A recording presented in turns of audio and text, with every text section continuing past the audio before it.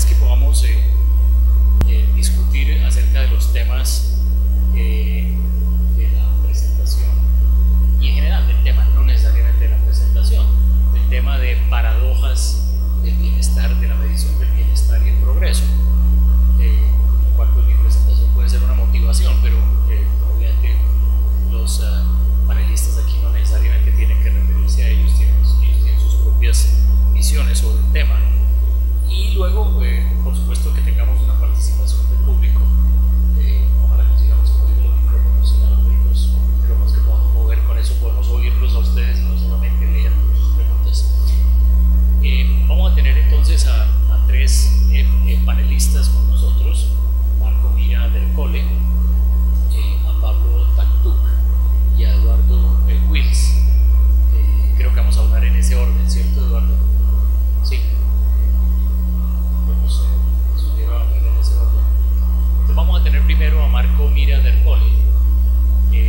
Marco es el jefe de la división de estadísticas del hogar, puestos de hogares, etcétera, en dirección del progreso en la dirección de estadística de la OECD.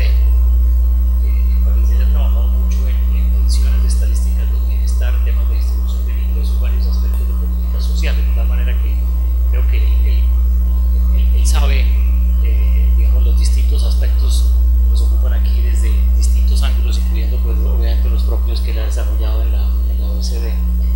Él fue el editor de la edición del 2010 del Factbook de la OECD, un libro de síntesis de estadísticas e indicadores, y de dos ediciones también de Society at Glance, una mirada a la sociedad, a las sociedades de la OECD.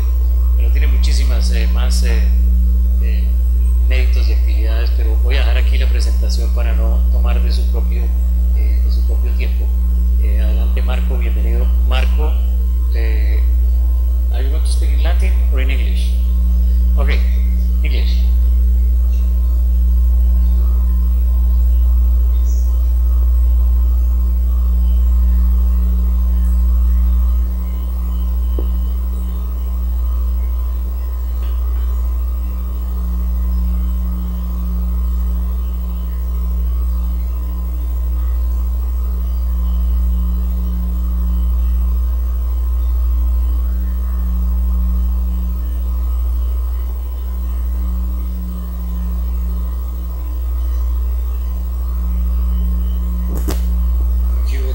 Ladies and gentlemen, let me say first of all that it's for me a great pleasure to participate to this session, Paradoxes of Well-Being.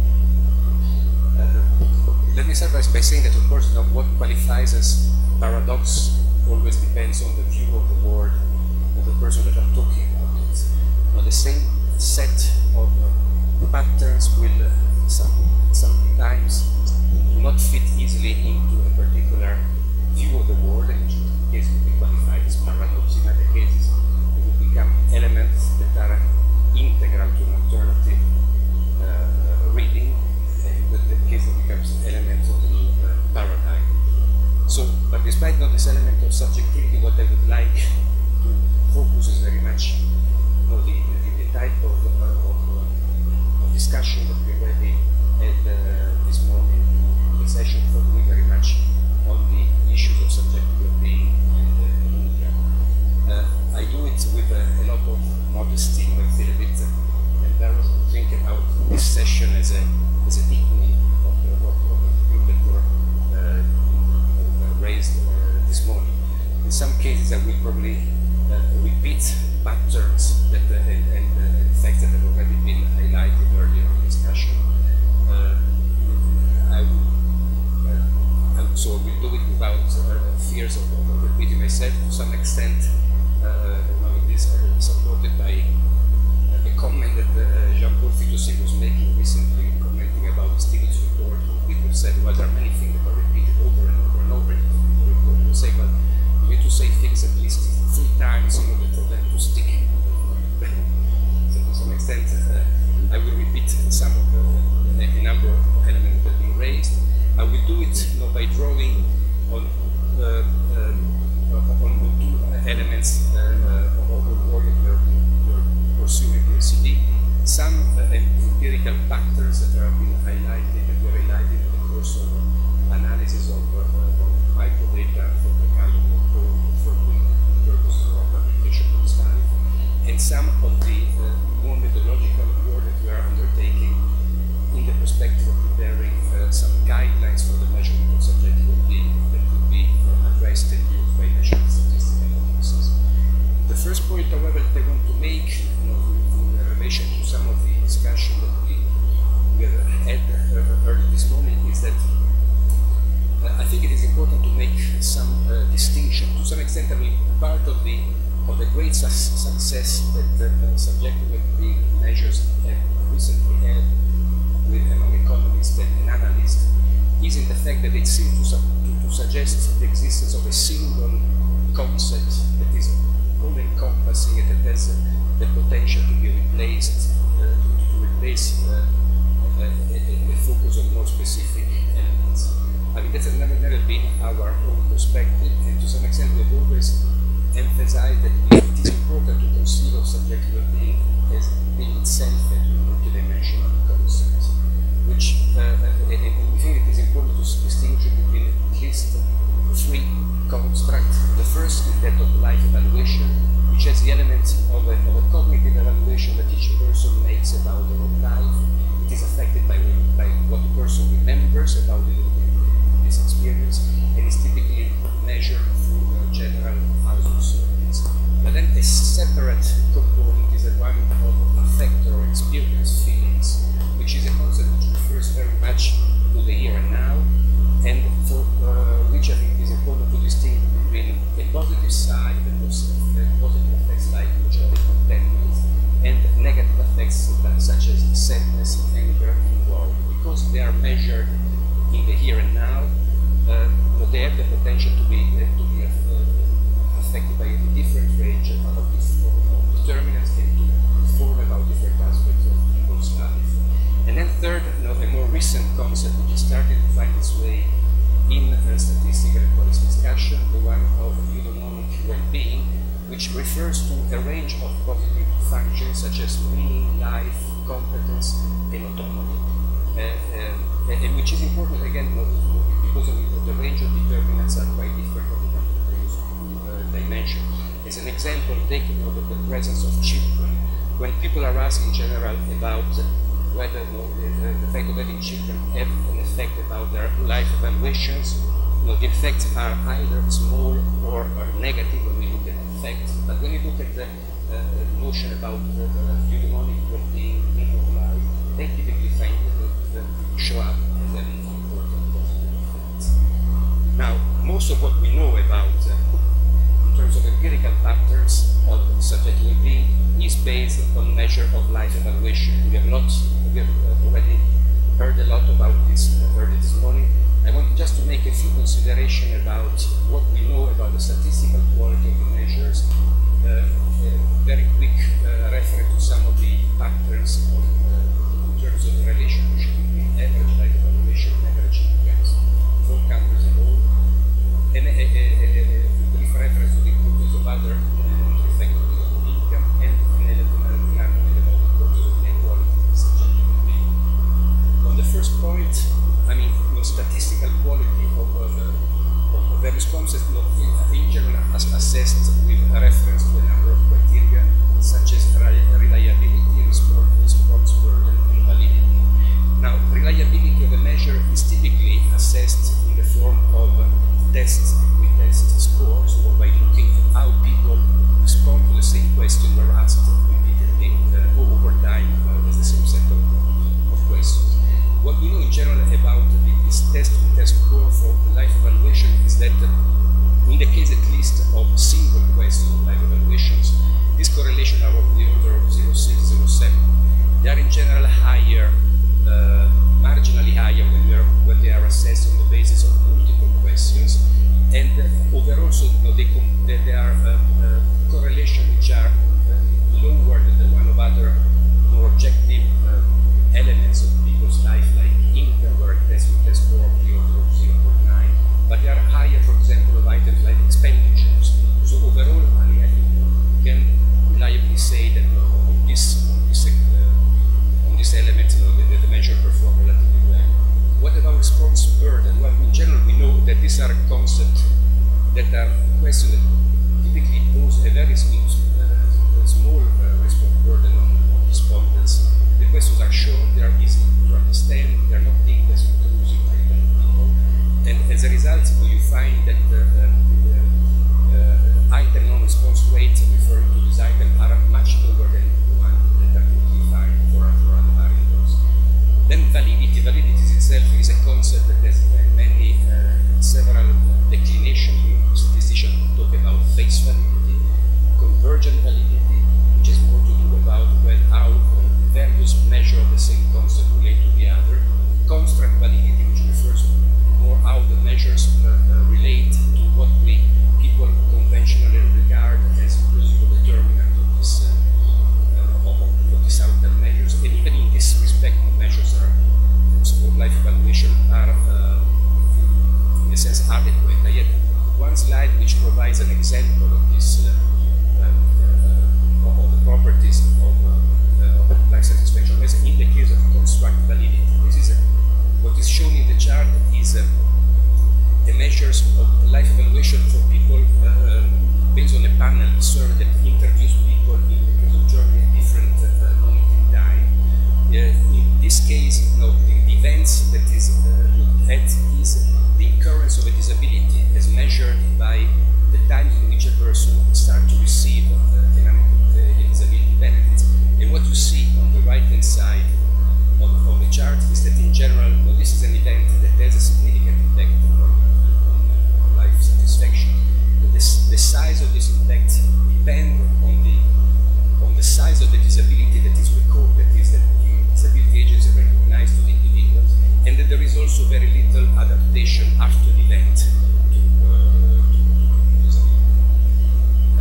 In terms of the patterns, I think I can go over relatively quickly because others before me have given a better assessment of some of the trends.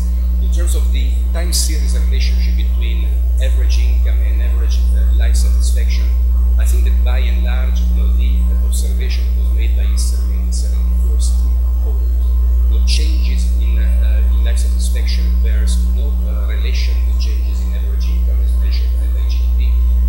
To some extent, though, the variables are non-commensurate one to each other and cannot be related unless you start to transform each of them. On the cross-counter relationship, Eduardo showed us a pattern for the whole of the countries that are covered in the global the Gallup report. What is shown here, it is limited to OECD and some of the enhanced engagement countries that we are analyzing in the context of our report, and it shows by and large that maybe contrary to the initial reading that was provided by some of the early literature, the existence of significant relationships by now relatively well established. It is a relationship that is not linear, that flattens out at the higher end of the income scale, but it is not. That's to be now accepted by most analysts and researchers on the issues. Now, if the conclusion so that people tend to accept that average income methods, the important point that was made earlier by Eduardo is that it is not the only thing. In fact, there are a range of other factors that are highlighted by the empirical work in this field. There is a well-established pattern in terms of age in general, the life satisfaction in general reaches its minimum when people are around 50, so just over, luckily, the worst in terms of life satisfaction. There are significant patterns in terms of gender, in the sense that women are more likely to report higher life satisfaction on average, but we also know they are more likely to report feeling depressions. We know that sex is good, in the sense that more sex is better, is good, but more patterns are not necessarily good. And then a range of other factors such as government quality, commuting, inflation, noise pollution, risk of terrorism, risk of crime. How much important, this to some extent is a slide that mirrors very closely the one that Eduardo was showing. The difference is that this is estimated only relative to OECD countries, and the size of the effects are compared to the one of a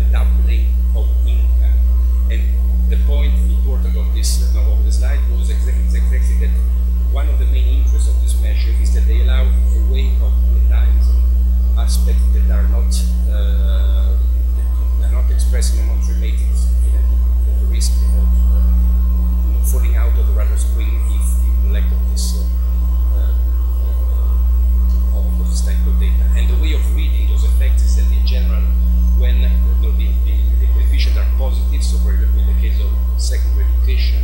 It means that the effect of going from secondary to tertiary is, I think it is from primary to secondary, is equivalent to 2 to the power of 1.5 of the Dublin income, so around 3 times of the Dublin income. And when negative, it is the type of change in income that is needed to offset the decline due to an event like, for example, having property stolen.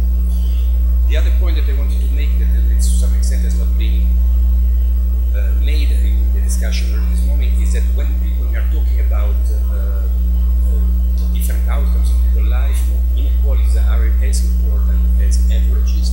This is a simple measure of inequalities in life satisfaction for people at the top and the bottom side of the distribution. And it is just to make the point that difference in inequality across countries are probably as large or even larger than the difference in average income. You see also that a number of Latin American countries that tend to have a relatively high life satisfaction on average are also characterized by high inequality. Why life inequality, life satisfaction matter? Well, to some extent, one could make the case that one reason why they matter is that they are among the determinant of the average. The countries that typically associate higher inequality in life satisfaction also report about lower average outcomes. But the other point that I think it is important to make is that these inequalities also matter when people look at the relation between variables. What I've plotted in this slide is the distribution of life satisfaction in the United States on the left, and of the distribution of income in the United States on the right, always based on the same source. And you see that the model of the distribution are very different. So in a sense, whenever you want to compare measure of central tendency between two variables at the society's level, you will have to take account of this difference in the on the methodology, let me just reflect two points. The first is the importance of signal to noise ratio and the dimension. On the first, signal to noise, the simple point that I wanted to make is that most of the measures that are currently being used by researchers are used from small scale unofficial surveys. And one of the consequences of these unofficial surveys is that the measurement errors are typically large, and this affects both the possibility to detect trends in life satisfaction, as in the upper slide, and to assess the effect of changes in income for countries that are on the red side of the second. The second point is about the dimension that measures. Here the point I want to make is that because of limitation in what is available, the two measures often use interchangeable investigations. It is a choice that has consequences in the sense that what is wrong with the approach is that we know that the determinants of life evaluation are very different from the determinants of effects. We know that by limiting analysis to only one of these dimensions, we have a bigger risk that responses are especially shaped by response styles, and then by bringing the two information together, you have the potential to improve the quality of both types of measures. I skip this part. Just to say that the reason why we emphasize this aspect of quality methodology is that at least since the release of the State Commission, a number of countries have made important estimate to start introducing some of these measures in their survey. It is a case for life satisfaction measure. In the case of Europe, where now a special model is being considered for inclusion in UNOCID, which is the main income survey in 2013. But it's also true for affect measure, where both the United States and France are starting to introduce measure where people are asked to rate different time episodes.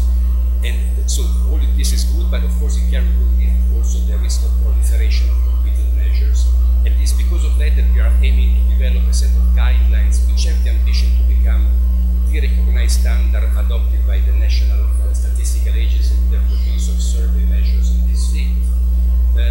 This is just simply an outline of what the outline will cover. The idea is that, in a sense, to focus both on the why and on the how the measures are should be developed, because we feel our sentiment as the National Statistical Office will not make investment if the the arguments for why these measures are important for policies and as they are given.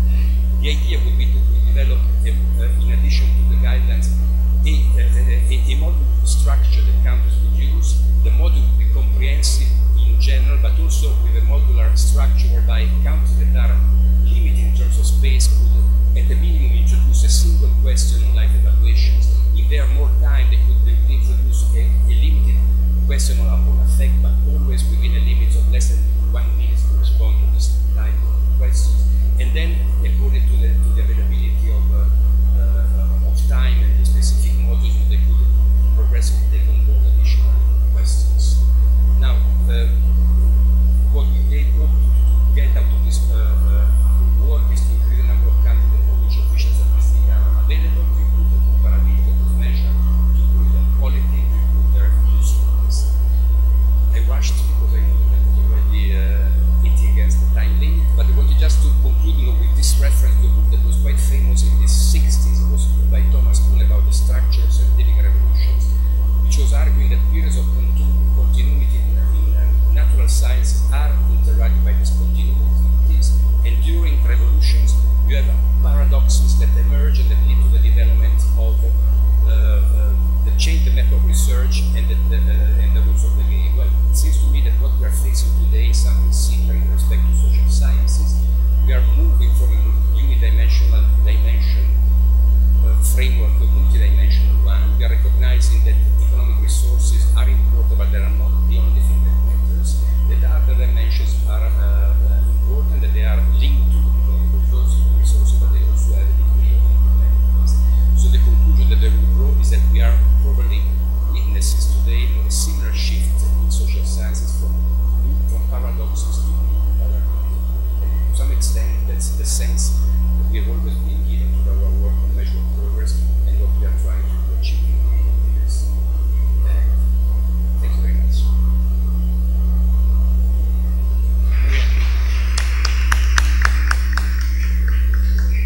Excelente, Marco. Excusame por haberte hecho correr. Vamos a tener enseguida la presentación de Pablo Taktuk. Es un privilegio para nosotros tenerlo aquí, porque él es el director nacional de la Oficina de Estadística de República Dominicana y ha sido hasta en esa posición desde agosto del 2004, por cual quiere decir que tiene una gran autoridad para hablarnos de los temas de medición en general y medición de calidad de vida en particular. Él es además el presidente del Comité Ejecutivo de la Conferencia Estadística de las Américas, CEACEPAL, y actualmente pues, para el periodo 2009-2011, y ha sido parte de ese comité ejecutivo en el pasado, desde el año 2007. Él ha sido investigador y consultor, tiene numerosas publicaciones, de modo que tenemos realmente un enfoque que para nosotros es muy importante, que es el enfoque desde los institutos de estadística, desde precisamente las entidades que han sido responsables de la medición y que saben las dificultades de lo que significa medir y para qué puede servir. Muchas gracias, un placer tenerlo.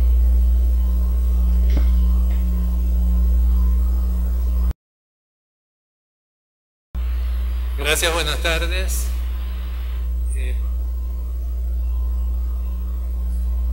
La ponencia de nosotros va a ser una reflexión sobre una adecuada medición del bienestar, pero también va a ser sobre las paradojas del bienestar, no sobre las paradojas de la medición, de lo cual Eduardo brillantemente nos ofreció un panorama excelente, sino sobre las paradojas del bienestar, no como le dije, no de la medición.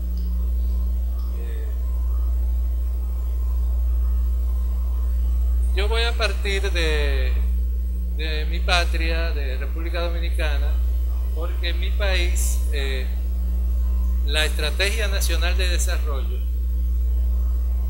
2010-2030 parte de una definición del bienestar humano, lo cual me ha servido como punto de apoyo excelente para esto, y dice que consiste en la satisfacción de necesidades en un marco de libertad, equidad y solidaridad.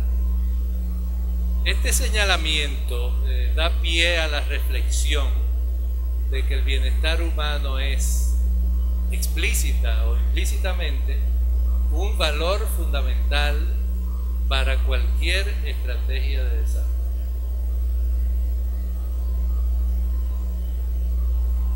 En ese contexto, prestarle atención a las paradojas que inciden en el bienestar humano no es un ejercicio meramente académico, sino de vital importancia para el presente y el futuro de las sociedades nacionales y de la humanidad.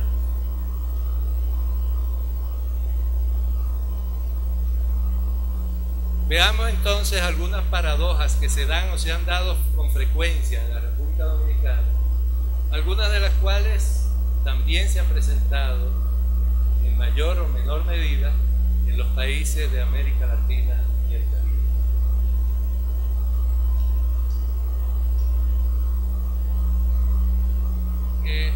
En nuestro país se ha dado que segmentos poblacionales con niveles de bienestar del primer mundo coexisten con otros con niveles de vida del tercer o cuarto mundo.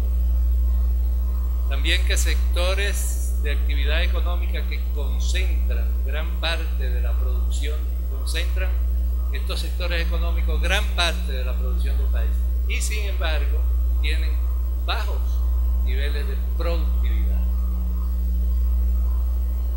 Otra paradoja es la necesidad de que el mercado se desarrolle y al mismo tiempo la imposibilidad de acceso al crédito de millones de personas. También se ha dado el crecimiento económico y se da junto con el incremento del número de personas pobres. E incluso en algunos periodos se ha dado que ha habido crecimiento económico y aumento inclusive del porcentaje de pobreza.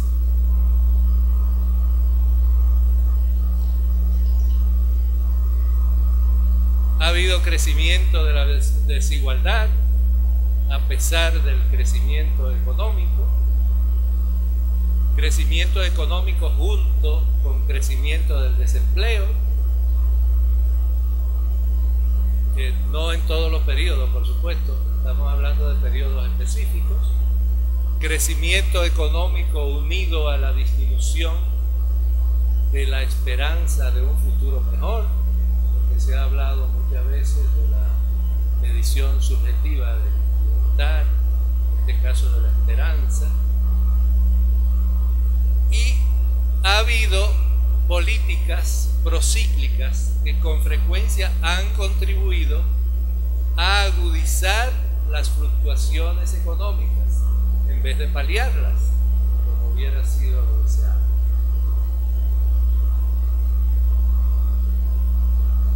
También ha habido crecimiento económico con deterioro de la calidad ambiental o de la seguridad ciudadana.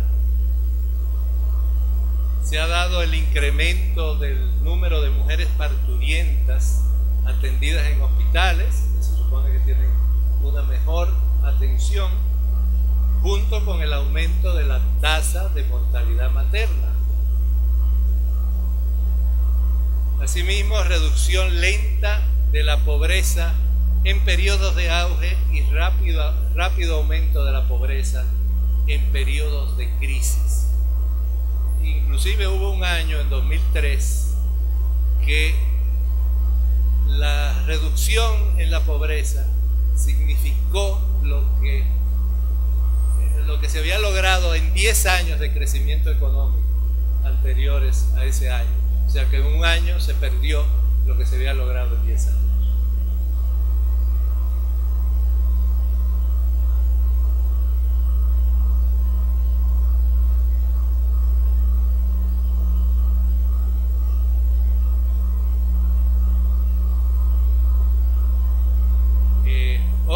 Otra paradoja que ha ocurrido es que sectores dinámicos, que son los llamados a motorizar la economía, tienen bajos niveles de encadenamiento con el resto de la actividad económica.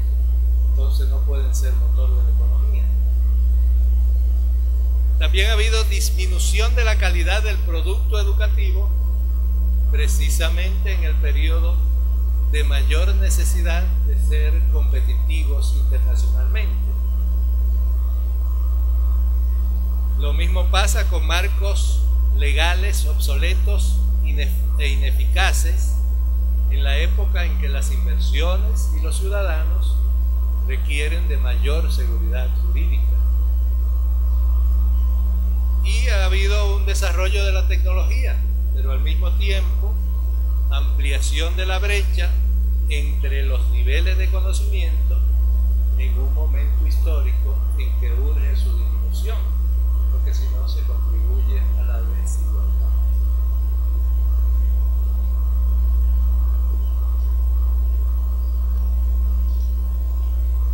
Las paradojas son señales o síntomas del mal funcionamiento de las economías o de las instituciones gubernamentales o sociales, pero no son en sí el mal. Detrás de cada paradoja existe una problemática compleja que tiene que ser estudiada con profundidad, con datos e investigaciones. De ahí el papel tan importante de las estadísticas en la búsqueda de soluciones.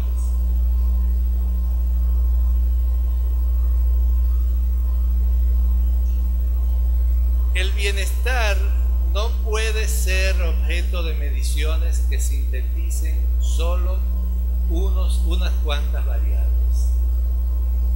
Los diferentes rankings de países que se publican con índices sintéticos del bienestar o de la felicidad, entre comillas, sitúan con frecuencia a un mismo país en extremos opuestos en sus respectivas escalas, lo que da una idea de la inconsistencia de los enfoques.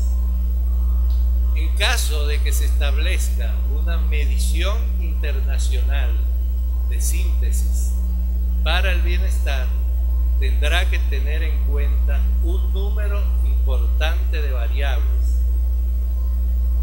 mucho más que las que tienen ahora las cuentas nacionales o el índice de desarrollo humano.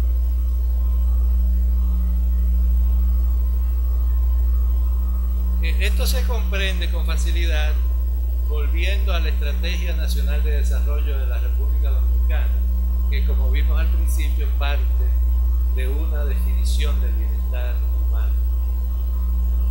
Su visión también está centrada en ese valor.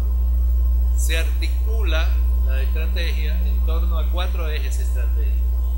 Para cada eje estratégico se establece un conjunto de objetivos generales. Para cada objetivo general, un conjunto de objetivos específicos. Y para cada objetivo específico, una serie de líneas de acción. En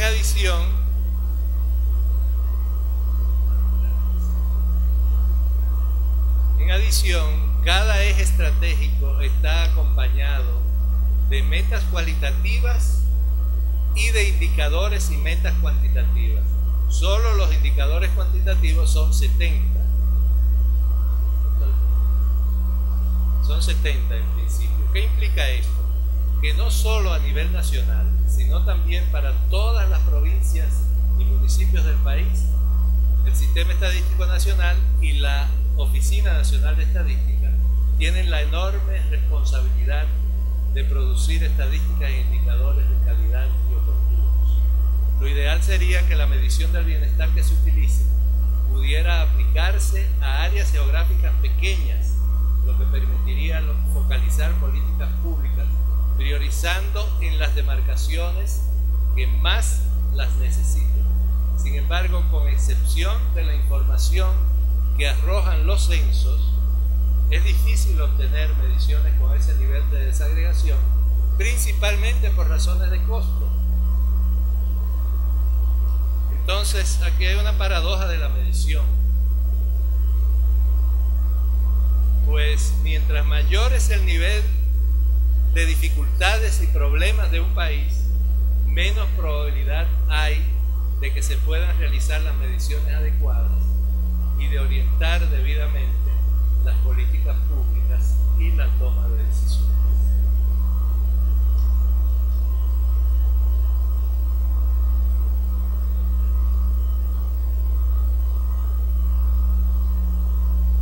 Por otra parte, la dotación de los recursos a los organismos nacionales de estadística, de por sí escasa, es procíclica. O sea, en tiempos de vacas gordas es cuando se le asignan recursos.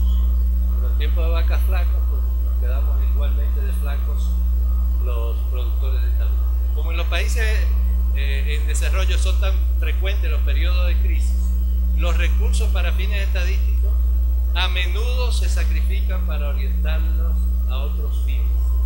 Y eso tiene que variar para que las asignaciones de recursos no estén sujetos a ciclos. Así tendríamos disponibilidad de estadísticas territoriales de distintos tipos, incluyendo PIB, índice de desarrollo humano, indicadores de ODM, estadísticas de pobreza, de medio ambiente y medidas de síntesis que puedan diseñarse para la medición de bienestar. En otra vertiente, la concertación multilateral de esfuerzo debe dirigirse primordialmente a una intervención eficaz sobre los factores con incidencia internacional que desencadenan crisis, debido a que estas a su vez desatan fuerzas adversas que disminuyen considerablemente el bienestar de los países que las sufren. Un ejemplo de ello son las maniobras especulativas sin control que desordenan las economías y causan graves trastornos sociales.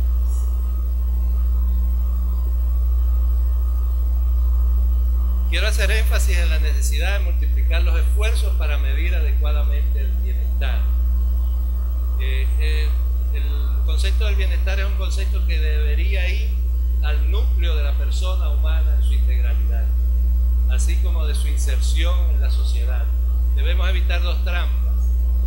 Una es la de querer medirlo muy fácilmente, otra es la de duplicar las mediciones ya existentes. Por lo tanto, se debe partir de una base conceptual sólida e integrar lo que se ha avanzado en las mediciones de PIB, pobreza y de H, sin duplicar esfuerzos. De las reflexiones de este encuentro, de seguro se obtendrán pautas para profundizar el trabajo de la medición del bienestar en cuanto a conceptualización y metodología. De manera que esta feliz iniciativa de los organizadores debemos agradecerla, lo mismo que a los organismos colaboradores, a los y las participantes de este encuentro, por los valiosos aportes que están ofreciendo para beneficio de los expertos que habrán de trabajar el tema en profundidad. Asimismo, al gobierno y al pueblo de esta hospitalaria tierra, a México y a los mexicanos y mexicanas, a los organismos anfitriones y muy especialmente al Instituto Nacional de Estadística y Geografía en México. Muchas gracias.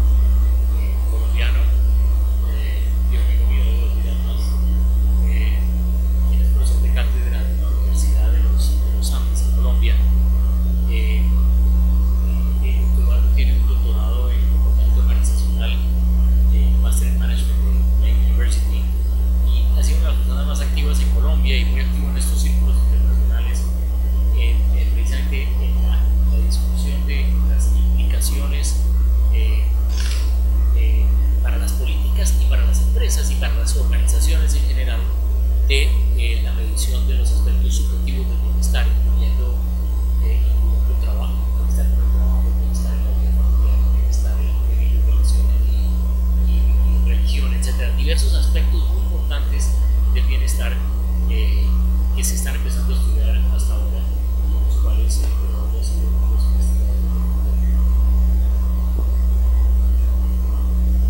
Bueno, muchas gracias, buenas tardes a todos, muchas gracias a los organizadores de este importante encuentro que considero particularmente importante porque creo que alrededor de esta noción, de nuevas nociones y visiones del bienestar, estamos efectivamente construyendo un nuevo pensamiento latinoamericano sobre uno de los temas más importantes y más estratégicos, cuál es el bienestar de las personas y la calidad de vida de nuestras sociedades. Yo quiero compartir con ustedes algunas reflexiones de mi trabajo de investigación que he venido realizando sobre el tema específico del bienestar subjetivo, alrededor también de algunas experiencias que tuve la oportunidad de tener en la política pública colombiana. Bien, quisiera iniciar esta presentación mencionando algunos de los aspectos que nos ponen en la coyuntura actual de por qué estamos revisando nuestra forma de pensar, nuestra forma de abordar y de medir lo que es el desarrollo de nuestras sociedades. Tenemos una crisis financiera globalizada y agravada en los últimos años. Tenemos grandes desastres naturales y cambio climático. Colombia, por ejemplo, en este momento está pasando por una tragedia invernal no vista en los últimos 100 años y creemos que es un reflejo del cambio climático general. Como ya se mencionó esta mañana, hay unos niveles de inequidad en la distribución del ingreso, particularmente en Latinoamérica, muy grandes, que muchas veces se reflejan en conflictos y violencia. Y tenemos un modelo económico prevaleciente y que ha prevalecido en los últimos años en nuestra región, que se ha basado en la idea de generar consumos crecientes y maximización de utilidades. Y hoy en día estamos viendo que definitivamente este modelo no es totalmente viable y que necesita correcciones muy profundas. Y tal vez el punto más importante es que los instrumentos económicos tradicionales no evalúan satisfactoriamente cómo los ciudadanos perciben su propio nivel de bienestar. Los modelos económicos tradicionales siempre se han diseñado desde la academia, desde las élites, digamos, gobernantes de nuestros países, y muy poco nos hemos preocupado de preguntarle al ciudadano común y corriente cómo se siente con su vida en general y cuáles son los factores que le generan satisfacción e insatisfacción. Por eso, este concepto del bienestar subjetivo considero que es un concepto muy importante porque nos está demostrando que tiene que haber un cambio en los paradigmas, un cambio en los enfoques, un cambio en los modos de pensar. Y ahí quisiera, en aras de la discusión, controvertir algunas de las muy importantes e interesantes comentarios que hizo Eduardo Lora esta mañana. Podríamos decir que el paradigma tradicional que ha predominado se ha basado en la idea de que hay una realidad externa al individuo que es una realidad objetiva y que hay una verdad por lo tanto universal. Pero frente a esa forma de pensar tenemos otros paradigmas, en particular la calidad de vida y el bienestar es algo que solo puede definir de una manera subjetiva el individuo que lo vive, que la realidad se puede construir socialmente, que la realidad no es el producto de unas verdades objetivas, sino que se construye socialmente a través de diálogo, a través de negociaciones, a través de participación. Y también que los nuevos modelos ante las dificultades que tenemos hoy en día no pueden apuntar solamente a mantener un statu quo. Un statu quo está generando problemas muy serios de desigualdad, de injusticia, de mala distribución del ingreso, sino que tenemos que apuntar hacia modelos de cambio, llamémoslo no radical, pero sí modelos de cambio que piensen al hombre y piensen a las sociedades de una manera diferente. Entonces yo quisiera señalar que en toda esta discusión del bienestar subjetivo lo que hay detrás es un cambio en el paradigma, un cambio en la forma de pensar.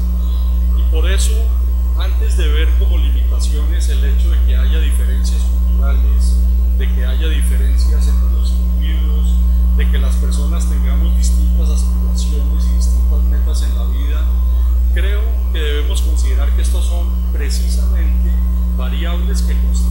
discusión sobre el bienestar subjetivo y que tenemos que investigarlas y entenderlas mucho mejor. Estas ideas de cómo poder establecer y medir el bienestar a partir de la gente me surgieron a mí muy profundamente con una experiencia política pública que tuve la oportunidad de tener en Colombia.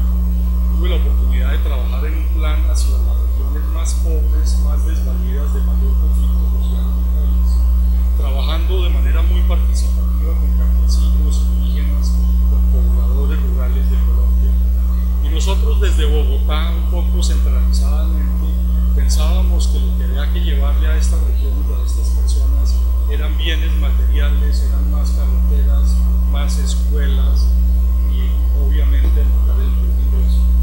Al crear espacios de discusión y de deliberación, la gran sorpresa que tuvimos es que a la gente sí se preocupaba mucho por sus condiciones materiales, por su estándar de vida, pero fundamentalmente lo que estaban reclamando era, primero, ser escuchados por el gobierno central, segundo, ser tratados dignamente como personas, tercero, ser considerados como agentes propios de cambio, es decir, personas competentes para poder generar sus propios modelos de cambio, y cuarto, también solicitaban que entendiéramos mejor las estrategias propias que estas personas y comunidades desarrollaron en las regiones, por ejemplo, para resolver el tema de la sobrevivencia económica y el tema de la inseguridad. Colombia es un país que ha tenido conflicto social por más de 50 años, pero la gente ha sobrevivido, las comunidades han sobrevivido y en muchos casos se han fortalecido. Es decir, las personas no se quedan pasivas ante las adversidades, sino que se organizan y desarrollan estrategias para resolverlas. Y particularmente en Colombia encontramos que el hecho de asociarse, de trabajar comunitariamente, colectivamente, lo que hoy en día llamamos capital social, era una estrategia muy importante para reducir los niveles de inseguridad. Inclusive, en mediciones recientes que hemos hecho sobre niveles de percepción subjetiva de inseguridad en Colombia, en un país cuyas condiciones objetivas de violencia son muy grandes, nos encontramos con la sorpresa que la percepción subjetiva de inseguridad no es tan alta. ¿Por qué? Porque las personas o se han logrado adaptar o porque efectivamente han logrado generar estrategias que les han resuelto de manera satisfactoria esta problemática y ellos siguen sobreviviendo. Por eso entonces la importancia del concepto de bienestar subjetivo. Ya esta mañana se mencionó suficientemente la paradoja de Easterlin, no voy a profundizar en ella, pero sí claramente lo que podemos ver es que los países latinoamericanos que no tenemos un nivel de PIB per cápita tan alto como otros países, Europa, Estados Unidos y demás, tenemos un nivel de satisfacción con la vida proporcionalmente más alto. Es decir, tenemos algunas condiciones positivas de nuestra cultura latinoamericana que hace que a pesar de las condiciones adversas, la gente viva relativamente más satisfecha que en otros países. Pienso yo que nuestra investigación tiene que orientarse a tratar de encontrar cuáles son esos factores positivos culturales latinoamericanos que tratan de explicar esta realidad. En particular, yo me he centrado en tres de estas dimensiones sobre las cuales he venido conduciendo mi investigación. Uno es el tema de las metas y de las aspiraciones que mencionaba Eduardo Lora. Definitivamente en nuestras sociedades podemos encontrar que los individuos establecen sus aspiraciones de vida y sus metas en tres grandes, yo los llamaría en tres grandes categorías. Hay un gran conjunto de población que simplemente requiere sobrevivir, pasar el día, pasar el mes, y estas personas establecen metas realistas que las cumplen y por ello su nivel de satisfacción puede ser más elevado. Las personas que trabajan en nuestro inmenso sector informal de nuestras ciudades efectivamente sobreviven y cumplen sus metas realistas de realización. Hay un segundo grupo que tiene unas metas y unas aspiraciones en la vida basadas en consumo excesivo, en tener cada vez más, en hacer un énfasis material cada vez más grande, unas metas muy altas, por lo general inalcanzables, y seguramente personas que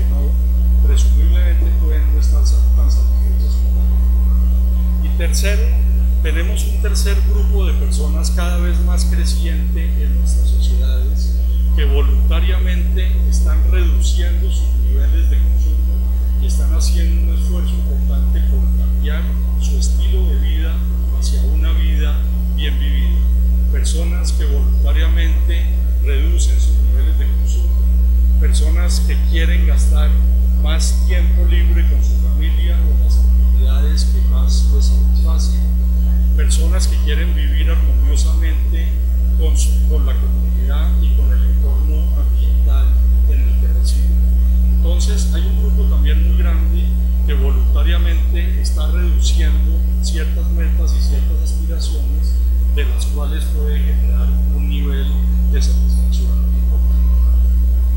Bien, alrededor del concepto de bienestar subjetivo y sus paradojas, yo quisiera señalar algunos aspectos también que debemos tener en cuenta. Primero, como ya se ha señalado y muy importante, es un concepto multidimensional. Tenemos muchas dimensiones incluidas en el bienestar subjetivo. Desde condiciones propias del individuo, su personalidad, personas que tienden a ser más optimistas que pesimistas en la vida, hasta características del grupo y de las relaciones sociales, y de ahí por eso la importancia de entender el capital social. Y tenemos diferentes dominios en la vida que significan distinto para las personas y que pueden contribuir de una manera importante en el nivel de bienestar subjetivo. En particular, y como Eduardo ya lo mencionaba también, el dominio de satisfacción con el trabajo o satisfacción con la ocupación en general, para tener en cuenta a las personas que trabajan en el hogar o que cuidan a personas de la tercera edad o cuidan a otras personas desvalidas en nuestra sociedad, tienen una fuente de crecimiento personal, de florecimiento, de satisfacción muy importante. También está el dominio de la salud y la expectativa de vida muy importante, el dominio económico con el estándar de vida, el dominio de la seguridad, como ya les mencionaba, las relaciones personales y el vivir en comunidad. Actualmente tenemos al International Wellbeing Group, que es un grupo de investigación internacional que ha validado las escalas del bienestar subjetivo en más de 50 personas, en más de 50 países. Y como decía nuestro colega de la OECD, estas mediciones de satisfacción con diferentes dominios de la vida han mostrado ser muy válidas tanto internamente como externamente, y por lo mismo permiten una comparación internacional. Entonces, señalar la multidimensionalidad.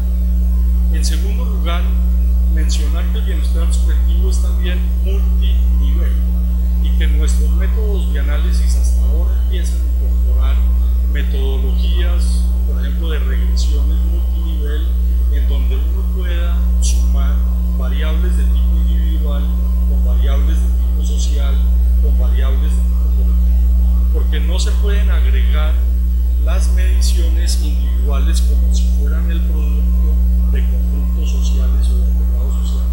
Tenemos que considerar cada medida en su justa dimensión. Entonces, tenemos una construcción muy importante, multidimensional, alimentada por la psicología, la sociología, la cultura, la economía, la sociología, y multinivel. Pero estos múltiples niveles del bienestar deberíamos también poderlos clasificar en lo que yo he tratado de poner en este cuadro como oportunidades, procesos y resultados, porque el bienestar también en cierta medida es un proceso de vida. Las personas que buscan únicamente como meta estar satisfechos en la vida o ser felices casi nunca lo logran. La satisfacción con la vida es el resultado de un proceso, de una vida bien vivida. Por eso tenemos que entender el bienestar de una manera más fenomenológica, es decir, cómo lo vivimos y cómo lo desarrollamos en proceso. Y para poder contar con ese bienestar tenemos unas oportunidades también que nos las da nuestro medio ambiente, nuestro hábitat y el entorno favorable o desfavorable de nuestras ciudades y de nuestros países. Y finalmente resultados que van a hacer que las personas funcionemos bien, que llevemos una vida bien vivida, en libertad, y que podamos escoger libremente. Pero como vemos, esto es algo que se tiene que construir paso a paso, tiene unos retos metodológicos y de forma de pensar muy complejos, y en particular tenemos que entender una limitación muy clara de los países latinoamericanos, que ya señalaba Eduardo también, y es el tema que nosotros tendemos a contestar cuando se nos pregunta si estamos satisfechos o no, comparándonos con los demás y tratando de generar una imagen favorable ante el entrevistador. Por ejemplo, en Colombia decimos que ciertas personas, por ejemplo, de la costa atlántica, ninguna persona va a reconocer públicamente que está deprimido o que está triste, porque siente una presión social, siente una necesidad de conformarse ante la norma social y de compararse con los demás. Y en ese tema, Eduardo pues ha sido pionero en iniciar esa investigación. Necesitamos conocer mucho más qué es lo que nos pasa ahí y por qué eventualmente esos resultados tan altos que tenemos sí reflejan aspectos positivos de nuestras sociedades, pero también limitaciones metodológicas que tenemos que entender mejor. Muchas gracias.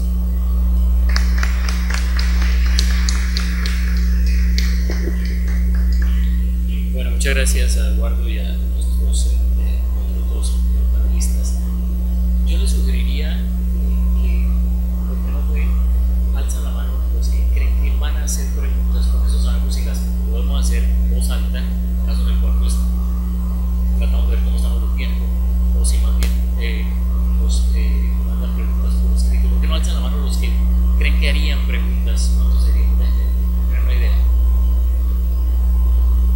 Yo creo que podemos tenerlas todas oralmente y creo que eso ayuda a la comunicación.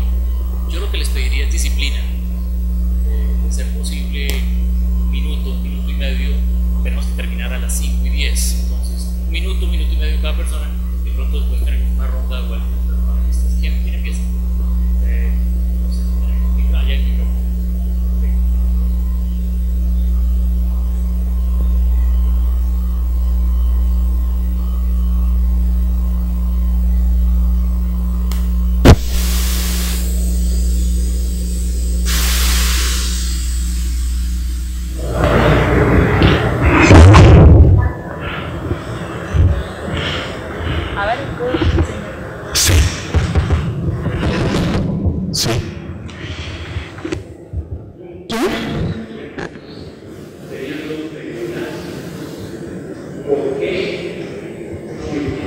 En este análisis que ustedes hacen,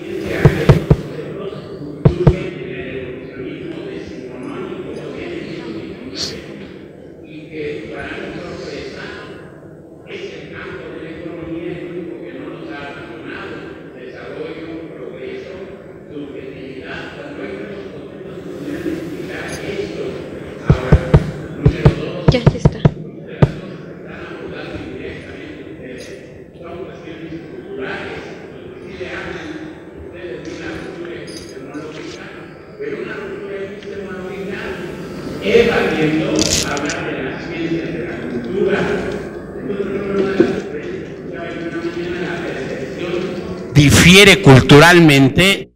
Con respecto al uso del latinobarómetro, si bien reconocemos que esta fuente de información tiene la capacidad única de darnos percepciones de la población sobre una gran cantidad de aspectos de los que desconocemos por medio de otras fuentes estadísticas, también existen restricciones con respecto a la representatividad muestral de esta y también a las metodologías que se utilizan para obtener esta información. Entonces creo que es importante porque en este sentido también sería subjetiva. Muy bien, solamente una cosa, una observación a Pablo Pactuc sobre el tema de la mortalidad materna, que creo que todos sabemos que existe una gran complejidad. Yo creo que lo más probable es que se hayan mejorado los registros de estadísticas maternas y que no precisamente hayan aumentado el número de muertes maternas cuando las mujeres están asistiendo con mayor frecuencia a los centros de salud. Perdón, me gustaría si se pudiera comentar sobre eso. Gracias, perdón.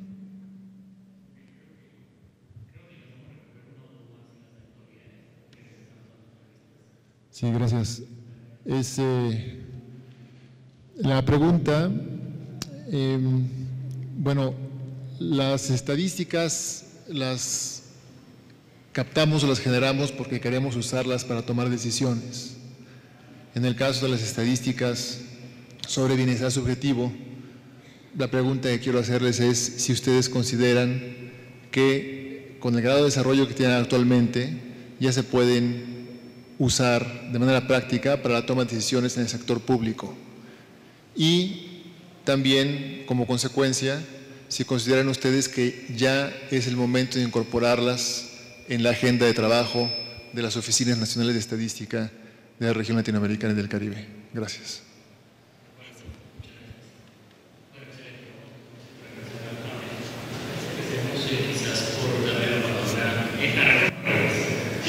Eduardo, luego Pablo, luego Marco, quizás. Gracias. Sí, bueno, desafortunadamente el tiempo es muy escaso para poder deliberar sobre estas preguntas tan importantes que se han hecho acá. Con relación a la pregunta y comentario de Eliseo López, yo estoy bastante de acuerdo en lo que usted menciona. Lo que pasa es que la economía sigue siendo, digamos, la ciencia social que domina, y obviamente las políticas públicas se diseñan desde esa forma de pensar y desde esa manera de ver el mundo, que hace prevalecer una verdad objetiva sobre procesos de evolución social. Y también estoy muy de acuerdo que el tema cultural desde las comunidades creo. Sí, creo que ya va a estar todo. Claro, también ahí se van. Tenemos que ir abajo, que ya no nos juntan nosotras.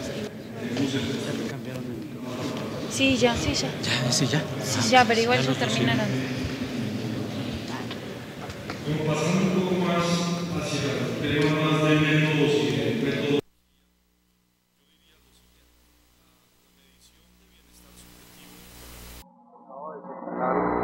Trata de incorporar la multidimensionalidad, debe incorporar el multinivel, y también pienso yo que tenemos que incorporar un nuevo concepto que es el multinivel. O sea, tenemos que trabajar con diferentes métodos.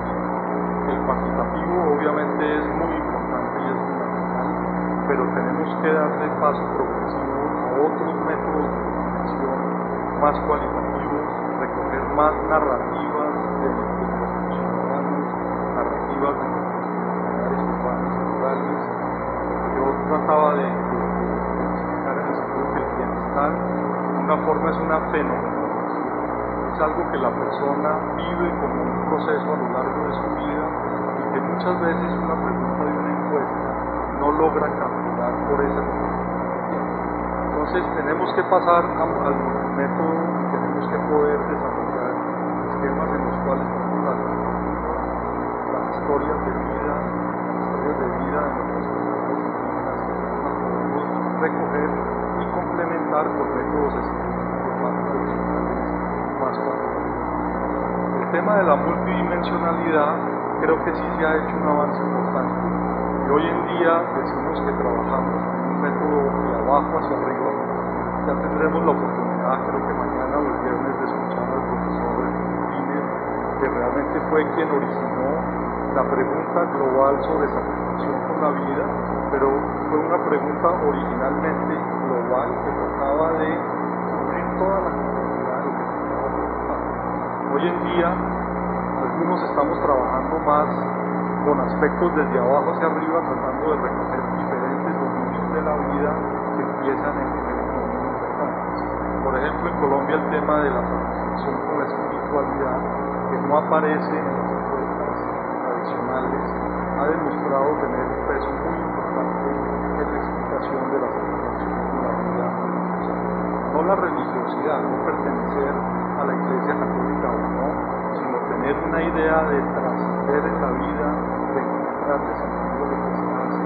El ser espiritual pareciera ser un dominio importante en la religión. Muchas gracias.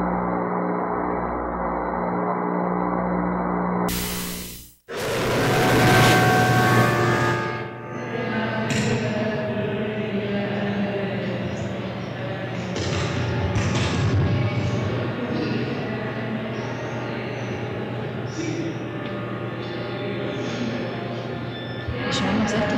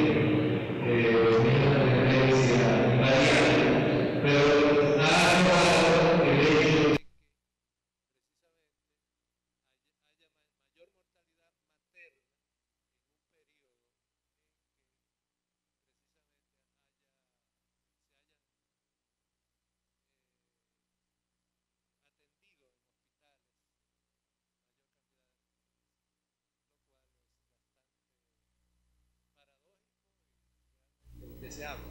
Pero ojalá que quisiéramos pensar como tú, Vivian, en que puede ser más un problema de mejor registro.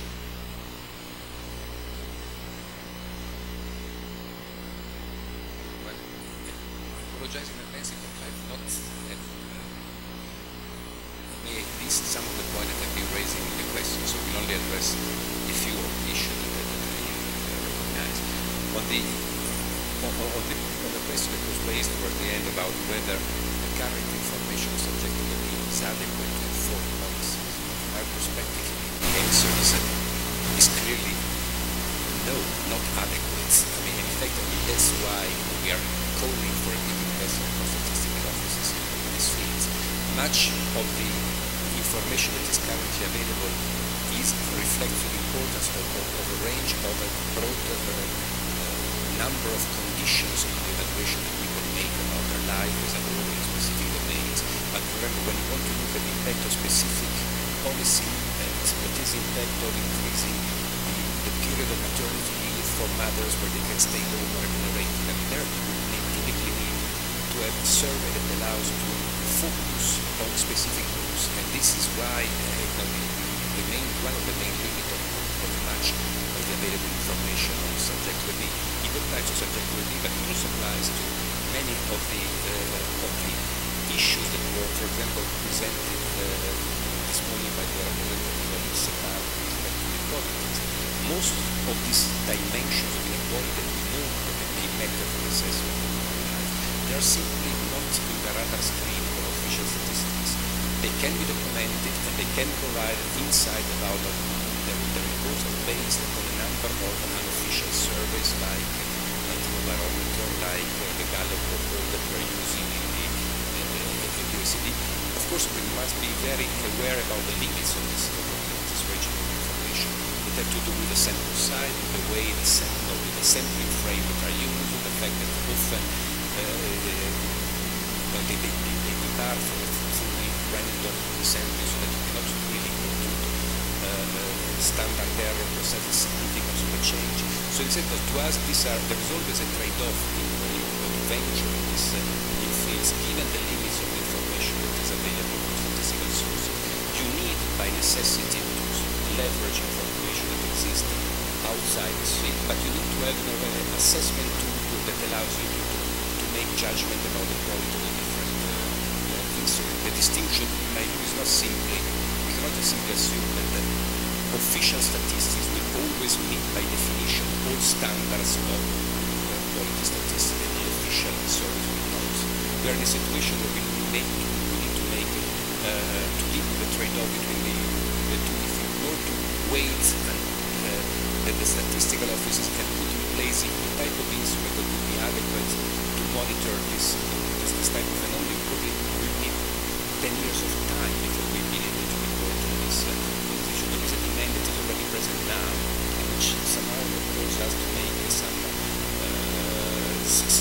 trade-off to decide to use information in and we are aware about.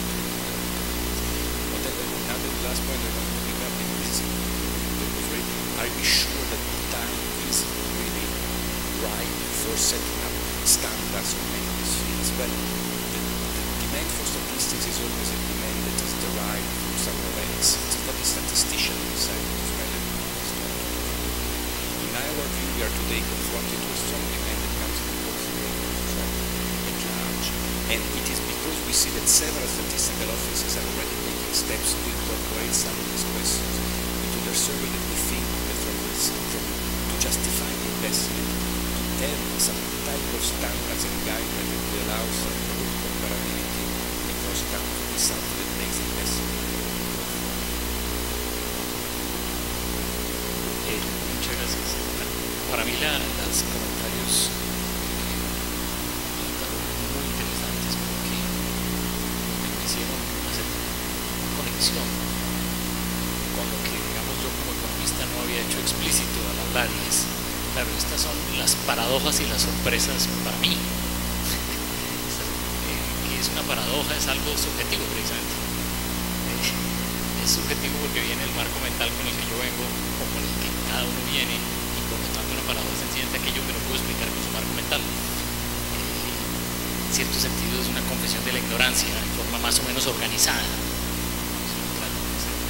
Y entonces esta discusión me resultó muy relevante precisamente por eso, porque para mí no es ninguna paradoja. Si usted toma esto desde otra disciplina verá que no es una paradoja. Eso justamente creo que es una gran cosa, precisamente. Y lo mismo el hecho de que se cuestione si estamos usando los conceptos decimonónicos que los hemos heredado, y que especialmente la economía lo heredó muy fuertemente y no los ha transformado. Entonces yo sí creo que en esto, y esta discusión para mí por eso es muy reveladora, esta tarea que tenemos por delante no la puede resolver una disciplina. Eso está clarísimo. Tiene que ser resuelta interdisciplinariamente, precisamente porque los enfoques son muy diversos y porque no existe la realidad. Yo en eso estoy totalmente de acuerdo. Las puntos de percepción y formas como nosotros vemos las cosas. De modo que para mí fue supremamente interesante esa discusión. Yo diría sobre la pregunta que se hizo al final acerca de si es el momento, yo diría que sí, o sea, y la explicación de Marco yo ¿cuál es la demanda pública que hay por estas cosas? Y uno diría, hay mucha demanda pública. Tanta demanda pública que la están atendiendo de forma bastante limitada, tienen un gran auge quienes producen información privada para responder a las demandas públicas de este tipo de información. Justamente hacen grandes titulares y la información que se deriva de esto, porque el público está ansioso de entenderlo. Y algo muy interesante que a veces los institutos de estadística se sorprenden de que uno lo diga es, cuando se hacen encuestas sobre estos temas, los encuestados se interesan profundamente. Les gusta que uno les pregunte, de hecho se sorprende cuando uno le hace una encuesta que le dice, llega un funcionario del Instituto de Estadística y le pregunta a la persona, ¿usted cómo se siente? ¿Qué me está preguntando? ¿Usted cómo se siente? O sea, su satisfacción, ¿cómo está? ¿Qué nivel? Eso para ellos es una sorpresa, porque nunca, siempre los estadísticos y los economistas creemos que hay una forma objetiva de medir las cosas que no pasa por el individuo, ¿no? Entonces, y cuando uno hace encuestas de este tipo, yo no sé por yo no las he hecho, pero los investigadores que han estado haciéndolas para nosotros y después nos cuentan, nos dicen, oigan, la gente estaba encantada con esta encuesta, quería que le hiciera más preguntas, yo no tenía más preguntas. O sea que aquí hay una gran demanda del público, no sé si de los políticos todavía, porque una cosa distinta es la otra pregunta de si esto ya sirve para dar recomendaciones de política. Yo creo que muy poquitas todavía, pero eso no quiere decir que no las debamos medir, ¿no? Claro, uno no puede aspirar a tener conclusiones de política si no ha medido las cosas y no las ha estudiado. Lo que hemos estudiado hasta ahora es muy limitado, entonces sería pues mi conclusión desde ese punto de vista. Les agradezco mucho por su participación, por la generosidad de los comentarios y creo que esta ha sido una excelente sesión. Muchas gracias a todos.